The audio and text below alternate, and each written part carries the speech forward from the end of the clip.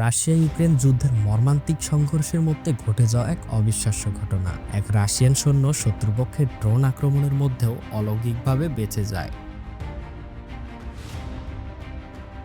এই সৈন্যের জীবনের গল্প যেন কোনো সিনেমার গল্পের থেকে কম নয়। পুরো গল্প শুনতে ভিডিওটি শেষ পর্যন্ত দেখতে থাকুন। রাশিয়া ইউক্রেন যুদ্ধের মধ্যে যুদ্ধক্ষেত্রে এক রাশিয়ান সৈন্য আটকা পড়ে এক গভীর খাদের মধ্যে। প্রতিদিন তার উপর ড্রোন হামলা চালানো হয়, কিন্তু 5 বার ড্রোন আক্রমণের পরেও সে প্রাণে বেঁচে যায়।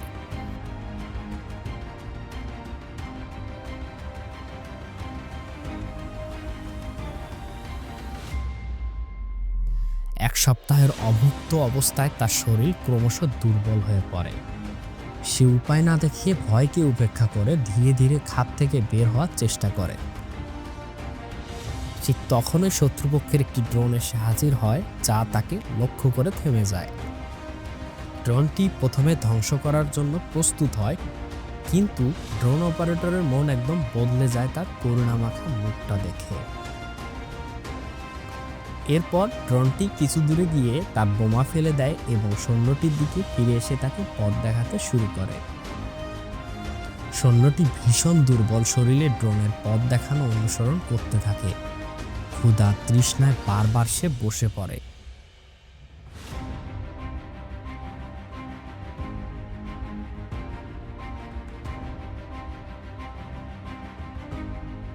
ড্রোন অপারেটর তার এই দুরবস্থা অনুভব করে এবং ড্রোনের মাধ্যমে তাকে একটি পানির বোতল পাঠায়। পানির বোতল পেয়ে সৈন্যটি যেন নতুন জীবন ফিরে পায়।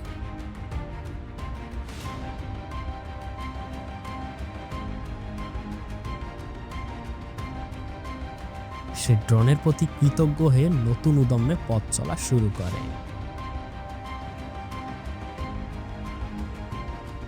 ড্রোনটি তাকে সঠিক পথ দেখাতে থাকে। সৈন্যটি ড্রোনকে তার একমাত্র বন্ধু মনে করতে থাকে।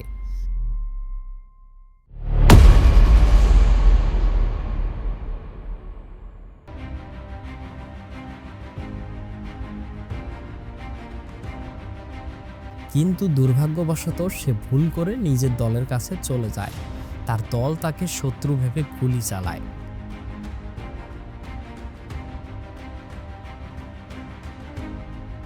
তবে ভাগ্যের কি সুগম পরিহার, এতগুলো গুলি চালানোর পরেও তার কোনো ক্ষতি করতে পারেনি।